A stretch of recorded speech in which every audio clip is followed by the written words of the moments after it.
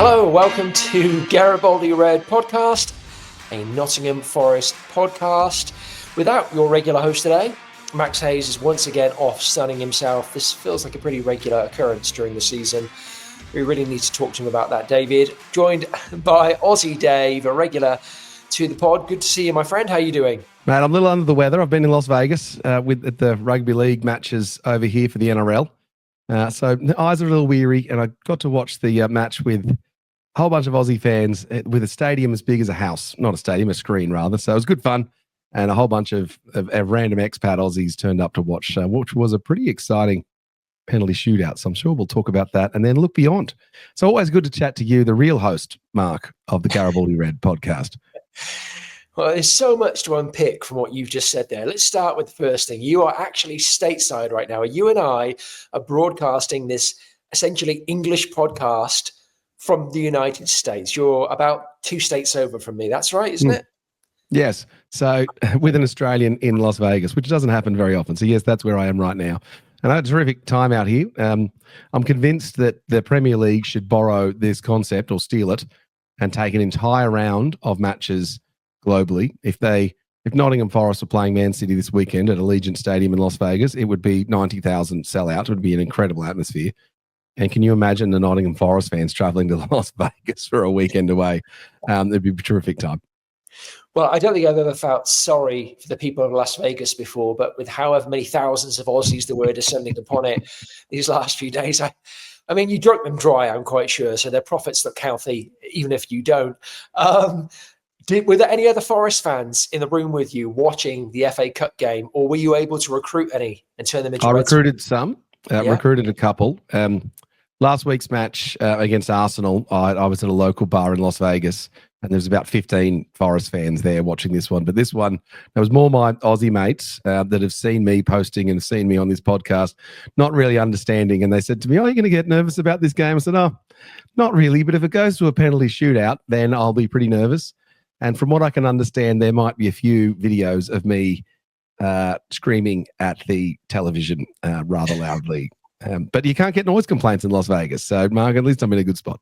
This is true. You're absolutely right. And there must be something about Arsenal and watching Arsenal against Forest internationally, because I had a similar experience. I was in Montreal 2 seasons ago when Forest essentially ended Arsenal's title run and secured their own safety in the Premier League. And I was in a bar with some Forest fans in Canada. So maybe there's something to that. Who knows? But anyway, delighted to have you stateside, my friend. And who knows, maybe we'll have a chance to actually connect. Maybe. The dream. Well, yeah, it's a very small country, so very easy. Well, it is. Imagine, we did almost cross paths at Las Vegas Airport. We were chatting pre-pod, which would have been absolutely hilarious to run into you. We would have been so excited. So, but yeah, let's get. Where did you watch the shootout and the match, Mark? I was watching it at home. Mm-hmm. Yeah, I was working, so and I couldn't even put it on the TV because I was in back-to-back Zoom calls. So I had it set behind my laptop where I had the Zoom call going on, watching it on my iPad. Yeah, trying to do my best to contain my excitement when I'm talking to customers. So interesting. So let's get into that game. Yeah, let's get into it. So watching the penalty shootout, Mark, were you feeling confident? I was feeling really, really confident about the quality of the players that we had in the shootout. They're just so technically strong, like those five. I was a little worried with Callum Hudson-Odoi because he'd obviously played 120 minutes. But with Nico, Morgan Gibbs-White, Chris Woods, and Elliot Anderson, fresh, I just am not expecting those guys to miss a penalty. What was your take?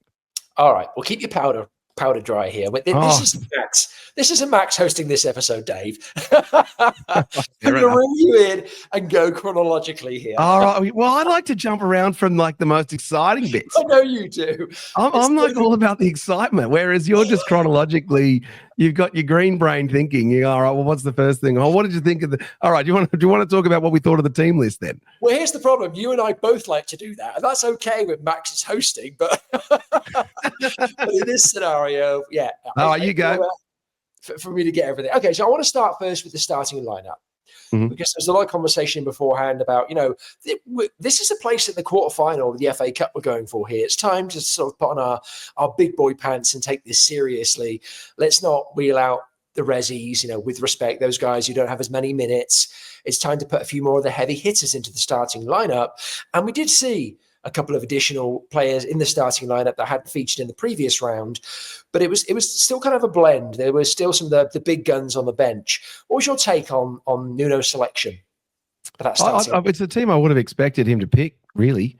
We're final 16 of the FA Cup, playing a few of the players, and then also having the strong bench that he brought on later to seal the game.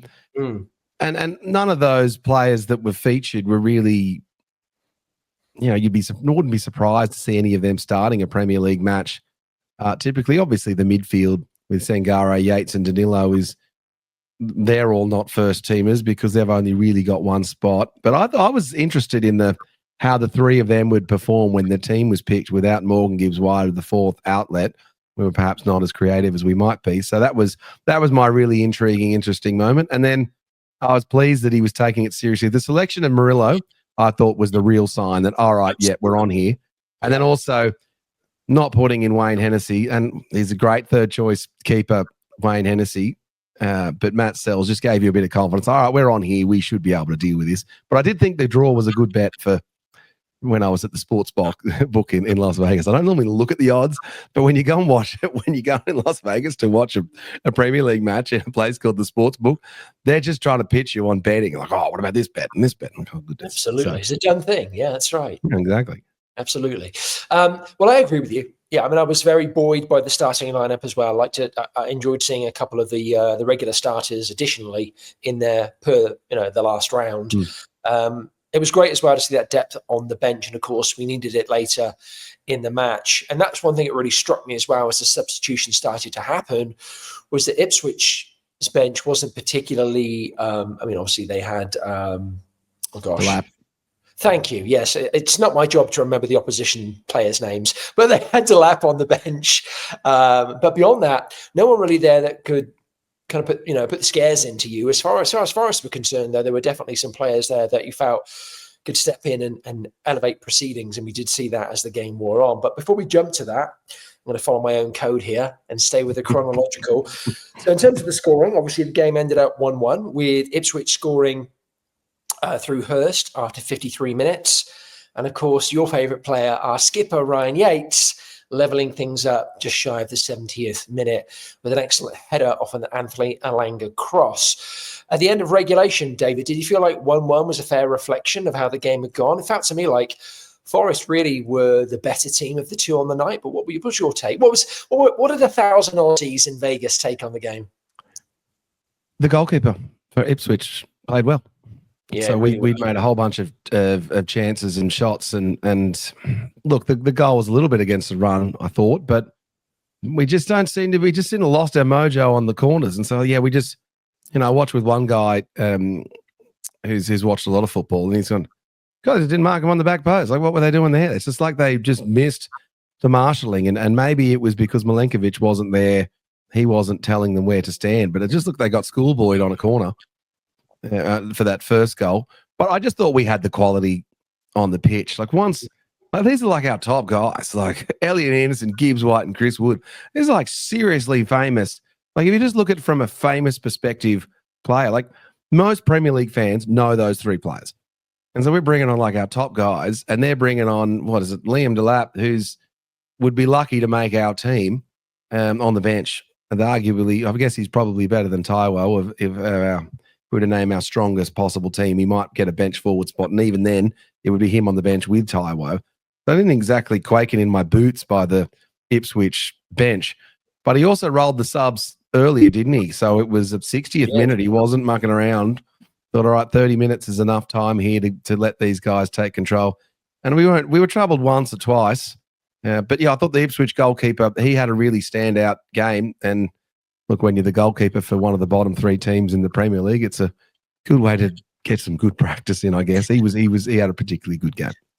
Yeah, that's a great observation about rolling the subs out sooner. We have seen Nuno kind of wait to the 70th, 75th, in some cases the 80th minute before he really starts trucking on the bench. And he wasn't messing around the other night. We could tell at the final whistle, and we'll get on to the penalties, but at the conclusion of the penalties. Don't go ahead, Mark.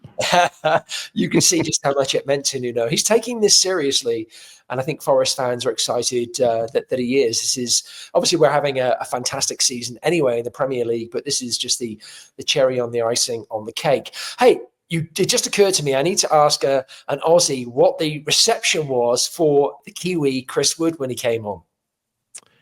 Well, it was more interest just from explaining Chris Wood to the other people around. So the more casual football watchers or the people, so who's that guy? And so they could just tell us a bit more of a reaction. So we're bringing on the key guy, and then the stats go up of how many goals he scored. And so the way I describe him, he is New Zealand's best footballer ever. And so I'm like, oh God, what do you mean he's the best New Zealand footballer ever? And so, well, that's a good shot. But he would be certainly New Zealand's best footballer ever. And in terms of New Zealand athletes, if you're to rank top 10 New Zealand athletes, he's up there with Jonah Lomu and the other famous ones that they've got. He's the top all-time scorer for New Zealand football, period. Mm-hmm. So if you consider who the English one of those is, which I assume was Wayne Rooney or Alan Shearer, I don't follow the English goal scorers that much, but how much are those players considered a legend of English football? He's like that. So he's like an absolute gun. So he's well received and well liked. And apparently he's also the girl said he's very handsome, Mark. Is that right? Okay. Well, people have likened me to Chris Wood, so I think that's probably an excellent observation by the ladies there. I want to focus on the goal on the Forest. Well, both goals. You talked about the Ipswich goal. I don't want to linger on that too much because I hate doing that when it comes to opponents' goals. But it does bear mentioning that you're right. We do seem to have lost our mojo from set pieces in the last few games. Obviously, 0-0 in the game prior, and so it was great to have that clean sheet against Arsenal, a team who are very good in corners. Yeah, probably the best in the Premier League, right? So that was good to be able to obviously keep them out. But it was a little disappointing to see that Ipswich goal go in. As you mentioned, there was a player unmarked at the back post. It just seemed very rudimentary. I imagine had he had hair, Nuno would have been tearing it out at that point. A little frustrating. And then Forest level up through a headed goal of their own. What was your take on both the delivery and Ryan Yates popping up in the box to dispatch the Elanga cross? Well, it being Las Vegas, I had to pop out for a quick rest break and came back and then was immediately greeted with the, "We're back, your man." And so even my mates know to freaking taunt me about Ryan Yates scoring. So I'm literally copping it from a whole bunch of people. Look, he's a nuisance in those spots. I've been saying it on this podcast and I got the receipts. Anthony Elanga's crossing and pinpoint passing is really good. Anthony had the standout game, and that's what we want from Ryan Yates. And I think if Ryan Yates is to be the player that, look, we all hope that he can be, and the one that I don't think he's going to quite get to, but the one that you do, he's popping up for 5 to 10 goals in a season and scoring goals like that in big moments when we need him to. And so I was pleased for him that he got that. And I thought it was him and Elanga for mine that were the Forest standout man of the matches, really. I thought he had a good ball winning game. There's still moments of him not having the quality on the ball in possession. There were one or two where his distribution was not to feet or in front of the player. There was one I remember to Elanga where it was behind him. I thought, that's held us up a little bit. But overall, geez, the passion, like Ryan Yates in a cup run, like it's good. Like, you just know, because in the cup games, Yates is playing, isn't he? So, how much would we lose our SHIT if Yatesy was lifting the FA Cup? That would be just next level, wouldn't it? That would be. Sorry, I'm daring. I'm going way too far ahead. Now we're daring the dream. No, that would be absolutely mega. And it's interesting. You mentioned, it'd be nice if Yates could wade in with 5 to 10 goals a season. I mean, I'm going to extend upon that narrative a little bit and say between Yates, Anderson, and Morgan Gibbs-White, I don't think it's unreasonable to expect about 15 goals from that midfield trio. And so you can't really lay that exclusively at the door of Ryan Yates. And, why isn't Yates scoring 5 to 10 goals? He's capable of it. Everyone needs to be wading in. And if you can get 15 goals out of those three, and then you get Danilo chipping in with another couple, maybe Sangare chipping in with a couple, header, right? Then you really are, and of course, obviously, you're going to get goals from out wide from Elanga and from Callum Hudson-Odoi. Then you're taking the pressure off Chris Wood and Taiwo and whoever else ends up in our forward rotation, hopefully as players are required this summer. I agree with you on the Yates goal-scoring feats. but I also would kind of turn that observation back on particularly Morgan Gibbs-White and Anderson as well, and say they kind of need to step up in that regard as well. They did step up, or at least step up off the bench and join the fray. And I want to talk to you about that midfield trio then that we had midway through the second half, because I actually mentioned to Max, and I think maybe you and I were on that episode together, about how would these guys fit together? What's our best midfield trio right now? And my suggestion was to have Yates in the 6, Anderson in the 8, Morgan in the 10. To me, it doesn't seem that difficult. Now, obviously, with Ryan Yates, you have the challenge in that he likes to roam, right? As we saw, he got his goal, so we're delighted for that. But he got his goal because he got further forward than anyone else in that midfield trio on that particular occasion. But I don't hate that. I think as long as he's disciplined and holds his position in the 6 most of the time, I like that combination. What was your take on the three of them when they're on the field together in that setup? Well, look, he's such a hard one, this 6 with the three of them. Let's not focus on Yates. No, but I just don't think we have. I don't think we have the answer to who plays with Anderson and Morgan Gibbs-White in the. You didn't see it against Ipswich? No, it's Ipswich. So I just don't think we have it. And whilst they were fired up and Yates had a great game, it's not like Anderson and Gibbs-White came on and we just blew them out of the water. We went to penalties. So, and whilst he's holding with them and unleashing them a little bit more, I don't think he's got it, Mark. I really don't. Like, I'd love it. If you're looking at Yates, Dominguez, Danilo, and Sangare, which of those 4 do you pick for the 6? I think it's Dominguez, and that Dominguez was not picked because he's only marginally better than the other ones, and they're saving him for Manchester City. I think Dominguez in the pecking order is currently ahead. Do you not? Well, he may be, but I wouldn't agree with that assessment. I think Dominguez has been poor in the last 2 games. I think he started the season strong, and he looked a cut above. He looked classy. He looked like maybe he was bringing something to the party that the others weren't. I mean, Yates not as technical, of course. Sangare and Danilo injured, so to have Dominguez in the fold, and then once he got minutes under him, he looked like he might be a special player. But I don't know that we've seen that as the season's worn on. I'm going to give you an answer. I think if we get the best Anderson and the best Morgan Gibbs-White, and they have 8.5 out of 10 games, then Ryan Yates is very good with them. Yeah. Because then he doesn't have to be creative. And the weaknesses the things that I complain about with Yates, well, that doesn't matter as much. Yates win the ball and pass it to those two. Whereas when Sangare's got a better pass on him, and so when Morgan Gibbs-White and Anderson are not as good, I feel more comfortable having Sangare because he can play a pass and do a little bit more, and Danilo's a little bit more crafty. So it also depends on how we can get the consistency out of those two.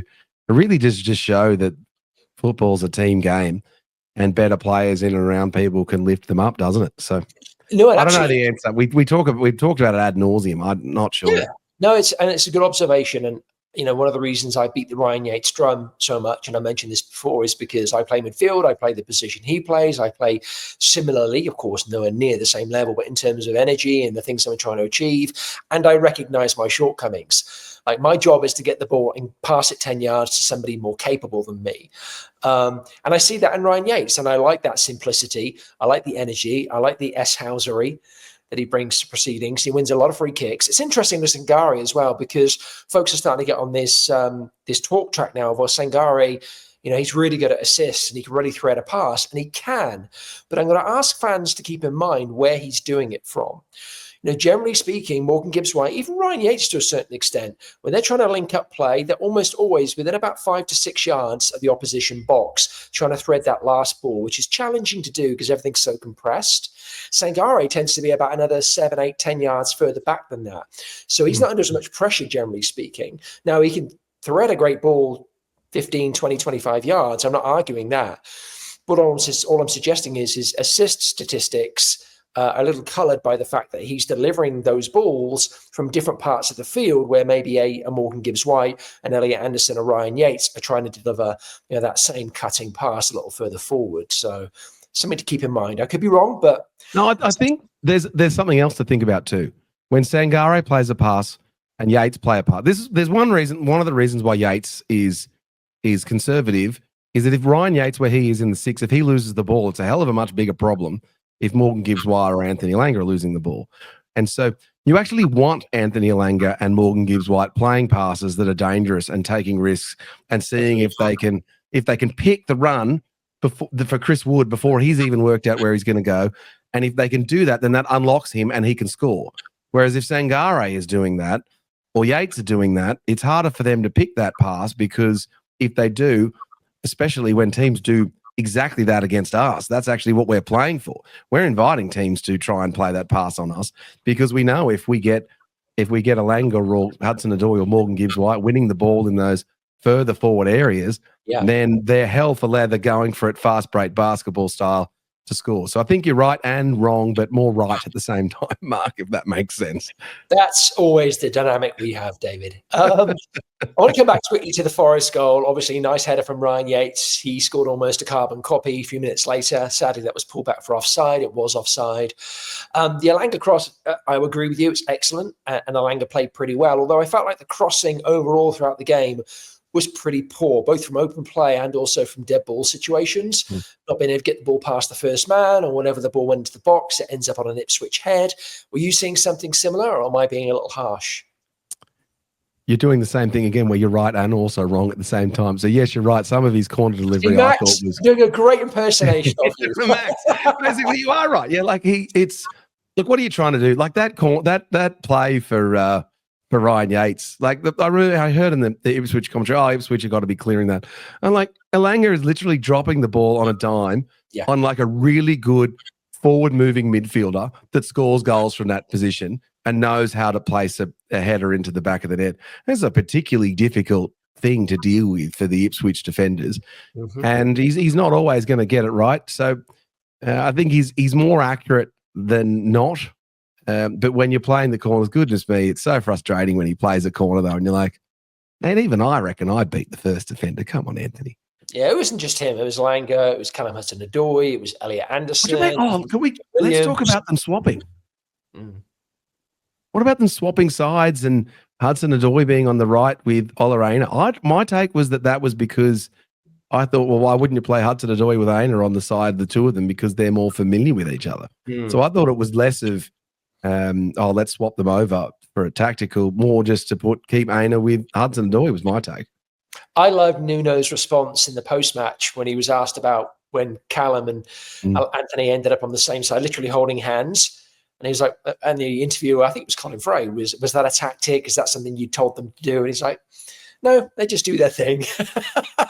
Wasn't part of the strategy. No, I mean, they just do what they want to do.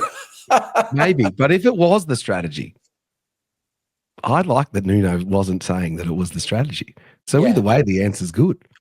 Well, I think something you've highlighted there is it's really interesting to me. We have a lot of really young players. They've been around the block. I mean, you look at Callum Hudson-Odoi, he feels like he's been playing this game professionally for 20 or 30 years. It's ridiculous. He's been a staple in the English game, but they're very young players, whether it's Callum Hudson-Odoi, whether it's Anthony Elanga, Morgan Gibbs-White, Elliot Anderson, and yet they seem very, and not only are they technically very good, obviously, they seem very both courageous and also very smart. Like they're willing to take risks. They seem to balance the percentages. They're not reckless about it, but they do exciting and different things. They give other teams things to think about. And I really like that. I like that.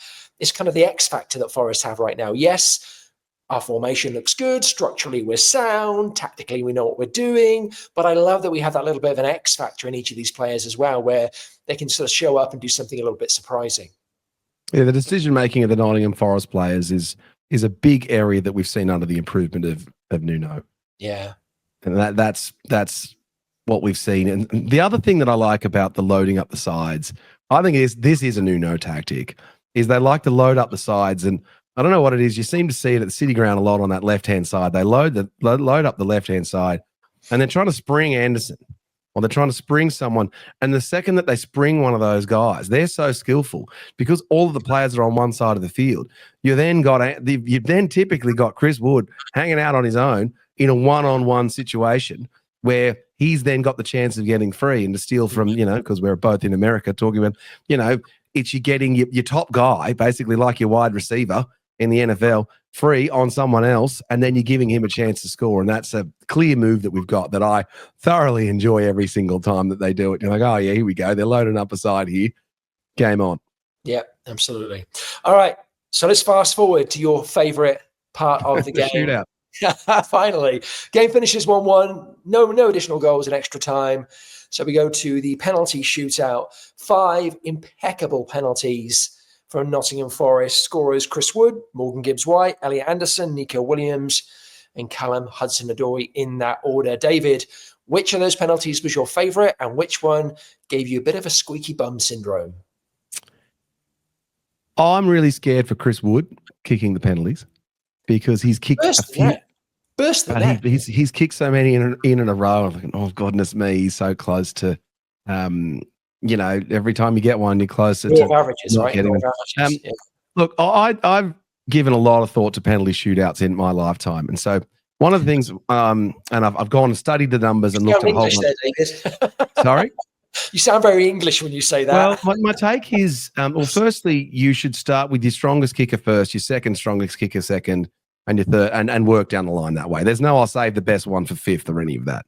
Because once teams start missing, they start missing. So I think Nuno plays to that. He clearly, like Wood's the penalty kicker, Gibbs-White's next, Anderson then, and then it makes Nico, and then Callum Hudson-Odoi. So if you were to pick the 5 most technically sound just strikers of the football from the Nottingham Forest team, I would say those 5 are the 5. And given that the first 4 hadn't gone on until the 60th minute, these are professional footballers. They can all kick a penalty. Mm-hmm. But the reason why you often can't kick a penalty is, try doing it after 120 minutes. And so then by the time I got to Callum Hudson-Odoi, I was confident, a first minute Callum Hudson-Odoi penalty, sure, that's never going to miss. 120th minute, I was like, oh. But boy, they were really good penalties. They were not missing, and the Ipswich keeper was really on point. I thought he was, in terms of match form coming into the shootout, had the better opportunities to warm himself up for a penalty shootout. And if Ipswich had won that match, then the narrative around the whole match was the Ipswich keeper, whose name was, what was his name?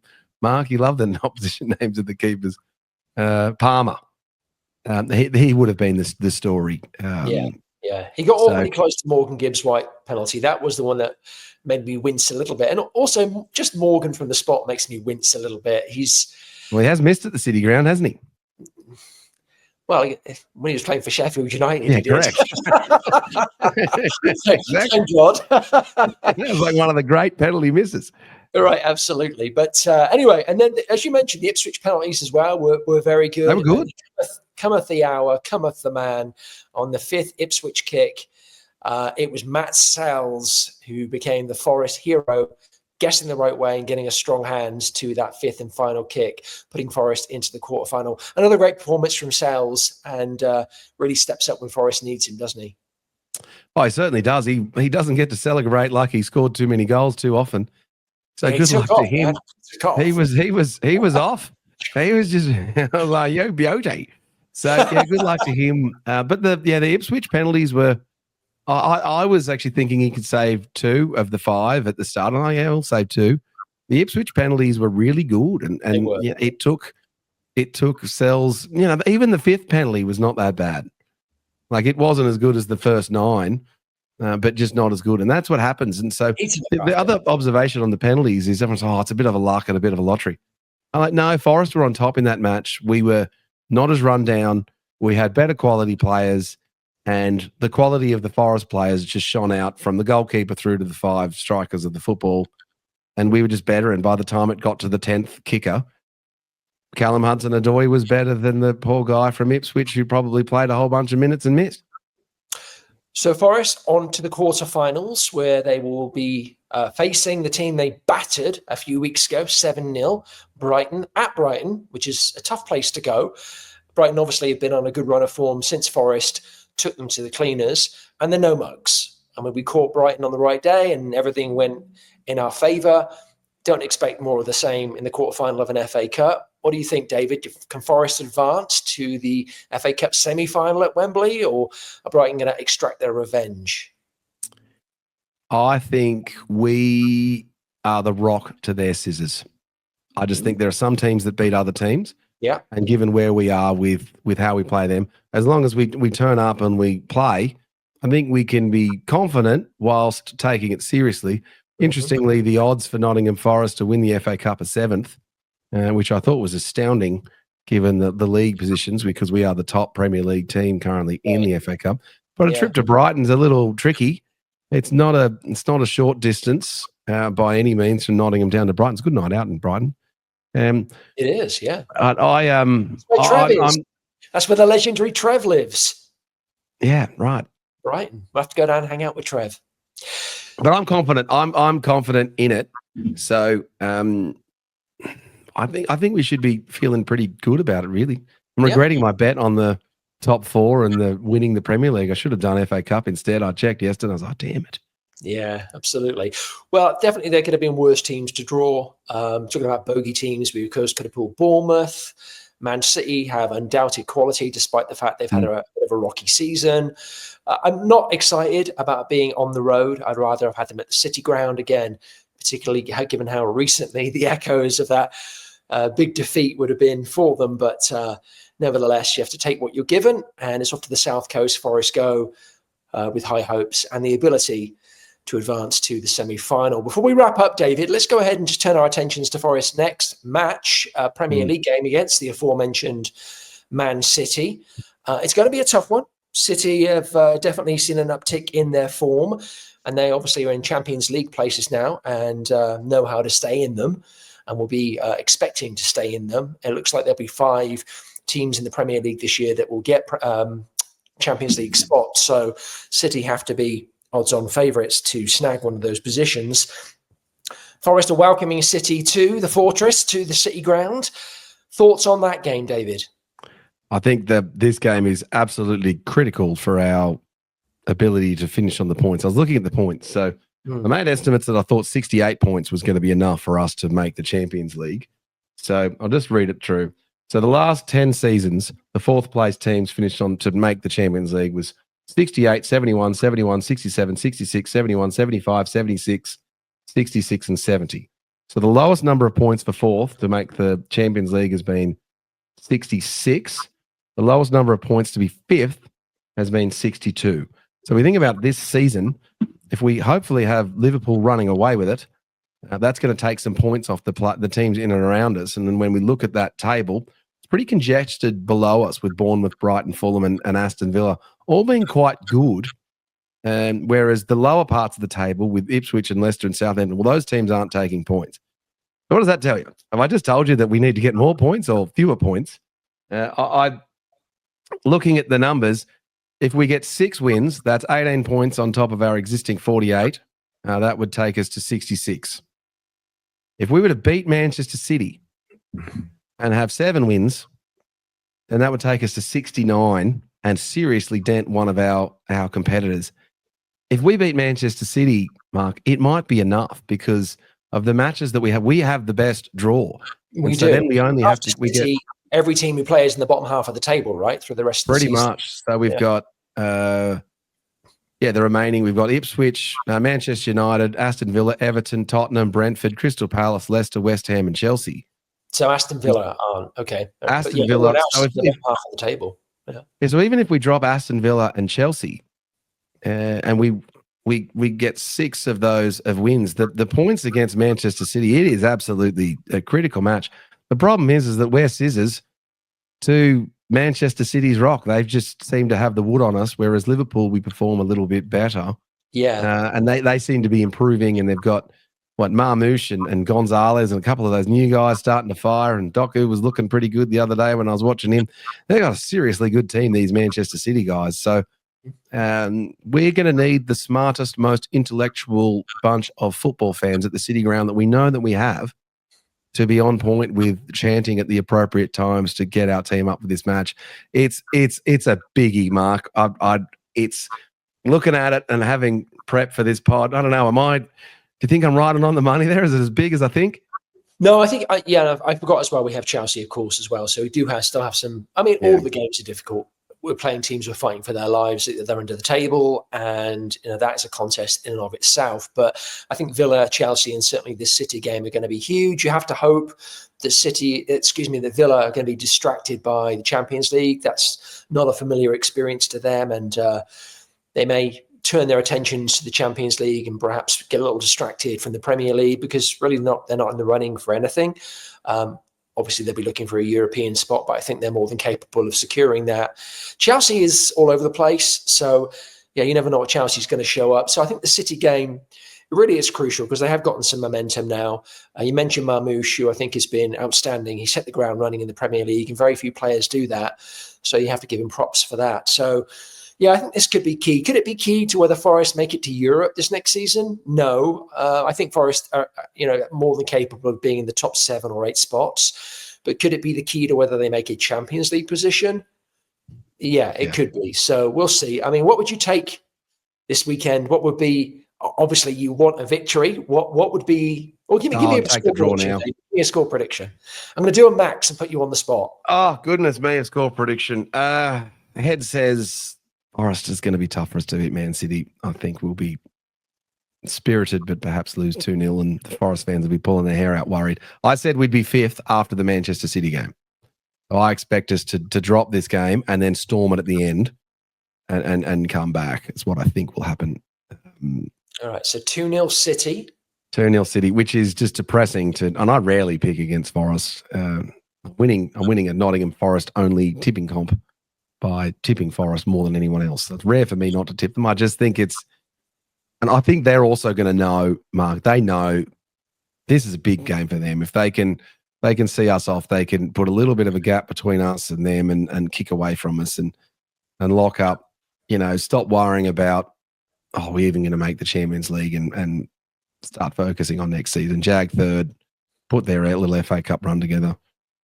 But yeah, goodness me, the 5th position comes into play. Then a win against Manchester City just makes all the difference. So do we need to beat Man City to make the Champions League? No. If we did, it would enormously help. Yeah, absolutely. Well, for what it's worth, I'm going to go with a 1-1. I think we could see Haaland and Wood squaring off on the score sheet. So that would be nice. And I would take that point. I think that would be a good point at the City ground and get a lot of momentum through the rest of the season. And like I said, I do expect Forest to secure a European place. What flavour that spot is, only time will tell. David, it's been fun being on the podcast with you, my friend. Always a pleasure, Mark. The real host of the Garibaldi Red podcast.